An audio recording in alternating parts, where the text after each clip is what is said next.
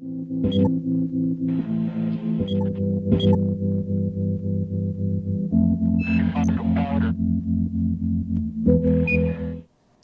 ناظرین، آپ کو پھر خوش آمدید کہتا ہوں پروگرام میں، اور ہم سلسلہ وہیں سے شروع کرتے ہیں جہاں ہم نے ختم کیا تھا۔ ایک سوال اور ہم کریں گے مہمانوں سے، وسائل، وہ وسائل پبلک یونیورسٹی ہو چاہے پرائیویٹ یونیورسٹی ہو، کس طرح سے جنریٹ کیا، کس طرح سے بڑھائے جا سکتے ہیں تاکہ اس میں ہم حقیقت میں ایک اچھا فارمیسسٹ نکال سکیں، حقیقت میں ایک صلاحیت والا فارمیسسٹ نکال سکیں، اور حقیقت میں ہم یہ نکال سکیں کہ وہ کام کرنا جانتا ہو، چاہے اسپتال میں کام کرے چاہے انڈسٹری میں کام کرے۔ جی ڈاکٹر صاحب۔ اس میں دیکھیں ڈاکٹر صاحب، مسئلہ یہ ہے، ایک ہمارے پاس جو وسائل کو جنریٹ یا حاصل کرنے کا طریقہ کار ہے وہ گورنمنٹل گرانٹس ہیں۔ سیکنڈلی جو کہ محدود ہے یقیناً، کیونکہ آپ کے اخراجات بہت ہیں۔ دوسرا طریقہ جو ایک ہو سکتا ہے وہ پبلک پرائیویٹ پارٹنرشپ کے اندر کچھ پروجیکٹس شروع کیے جائیں، جنریٹ کیے جائیں، جس کے نتیجے میں جو ہے وہ وسائل کو جو ہے وہ جمع کیا جا سکے۔ میرے خیال میں اس جانب ہماری جو ہے وہ پیش رفت میں تھوڑی سی کمی ہے کہ ہم ایسے پروجیکٹ بنائیں جو پبلک پرائیویٹ پارٹنرشپ کے اندر چلیں اور اس کے نتیجے میں جامعات کو یا تعلیمی اداروں کو وسائل میسر آ سکیں۔ تو یہ اگر ہم کام کریں گے تو میرے خیال میں شاید اس سے بھی وسائل کو جو ہے وہ ہم جنریٹ کر سکیں گے۔ دیکھیے، ہر اساتذہ یہ چاہتا ہے کہ اچھے سے اچھا طالب علم نکلے، آپ بھی یہ چاہتے ہیں، میں بھی یہ چاہتا ہوں، آپ بھی یہ چاہتے ہیں،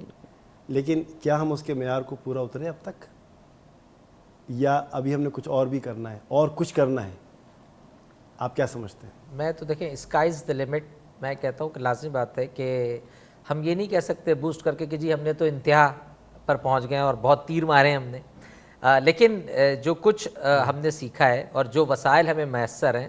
ان وسائل میں رہ کر میرے خیال میں ہم جو پروڈیوس کر رہے ہیں وہ آپ کچھ کہنا چاہیں گے اس سلسلے میں؟ میں بالکل اس سلسلے میں کہنا چاہوں گی کہ یہ جس طرح سے ہم سوسائٹی میں ہمیں فارمیسسٹ کی اہمیت کا اندازہ ہونا چاہیے کہ لوگ جو ہیں جس طرح سے ہیلتھ کیئر سسٹم میں فارمیسسٹ کا رول ہے وہ بہتر طریقے سے اسی صورت میں ہو سکتا ہے جیسے ڈاکٹر صاحب نے بتایا کہ وسائل ہونے چاہیے۔ وسائل اگر ہیں تو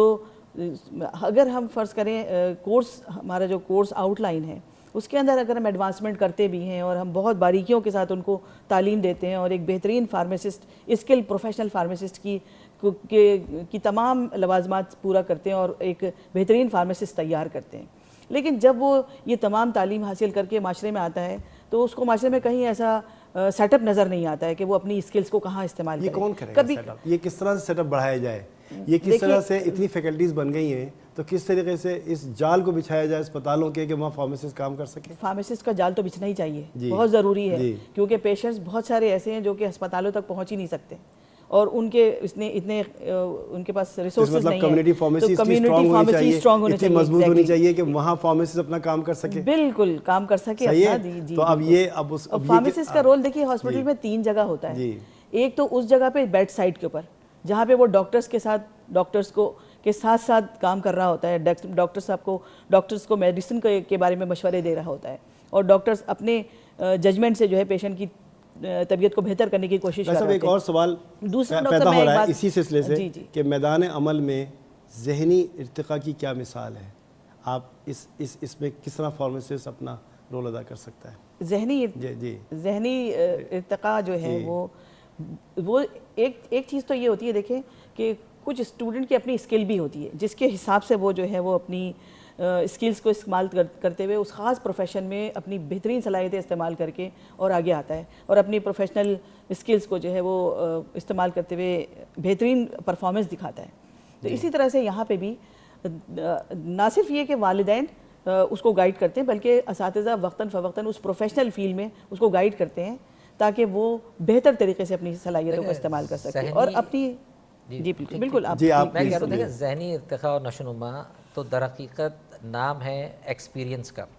اور بائی ایکسپیرینس گین کرتا ہے۔ اب بچہ چھوٹا رہے گا تو لازمات ہے وہ گرے گا، چلے لڑکے گا، تو اسی طرح سے فارماسسٹ بھی اگر نیا ہوگا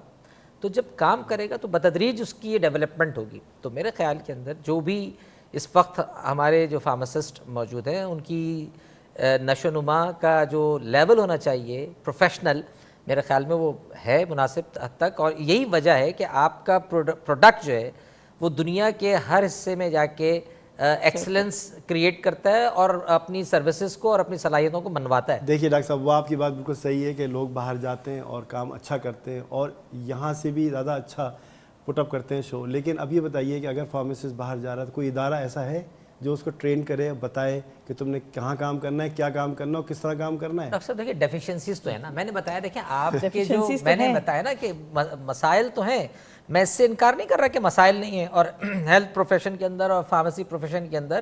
مسائل تو موجود ہیں، لیکن جتنے مسائل آپ کے پاس ہیں اور جتنے محدود وسائل آپ کے پاس ہیں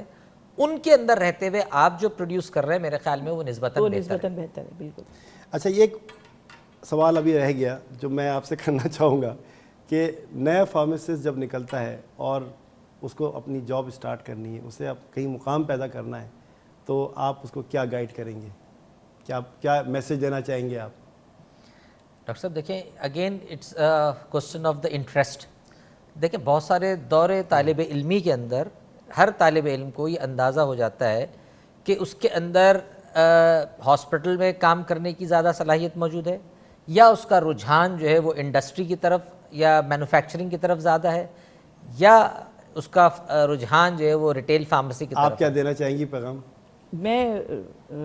ڈاکٹر رفیق عالم صاحب سے اتفاق کروں گی کہ اسٹوڈنٹس کا اپنا رجحان جو ہے اور اس کا پوٹینشیل، یہ دونوں چیزیں جو ہیں وہ اس کو خود ہی اپنی ایک لائن متعین کرنے پہ مجبور کرتی ہیں.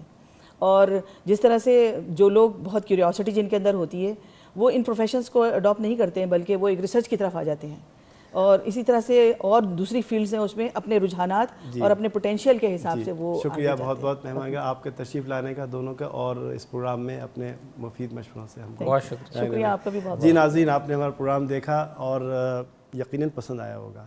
ہمیں آپ کے تاثرات، آپ کی تنقید کا انتظار رہے گا. ہم چاہتے ہیں اس پروگرام کو خوب سے خوب تر اور بنائیں، اور اسی وجہ سے ہم چاہتے ہیں کہ آپ ہمیں ضرور اپنے مشوروں سے نوازتے رہیں. ہم آپ کی صحت کا بہت خیال رکھتے ہیں، آپ کے لیے دعا گوئیں. اس امید کے ساتھ اللہ حافظ.